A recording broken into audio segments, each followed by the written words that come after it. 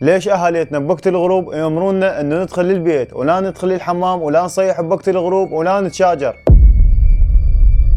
وحتى باب السطح مال البيت لازم تسده وما تخليه مفتوح بوقت المغرب. زين شنو السبب وليش؟ خليك تسمع. بهذا الوقت واللي هو تحديدا وقت الغروب ويا الاذان اكو جن يسمونهم جن عمار البيت. هذول الجن مقيدين، ولما يصير وقت المغرب او اذان المغرب ينشال عنهم القيد وينتشرون بالبيوت ويريدون فد مشكله او اقل خطا بالبيت حتى يتلبسون واحد من البيت. واكثر مكان اللي يحبونه او دائما متواجدين به بكثره هو الحمام. وللاسف اليوم بعض الناس تسبح بوقت الغروب ويا الاذان جدا طبيعي، وهذا خطر بمعنى الكلمه. ودير بالك الذنب ما يحارب وقت الغروب بالحمام او بغير وقت، لان احتمال تحرق واحد منهم ويأذونك بشكل مو طبيعي.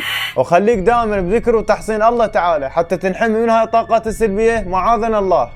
ووصلنا لنهايه الفيديو. هسه اقدر اقول لكم حطوا لي لايك ومتابعه وكتبوا لنا رايكم بالتعليقات.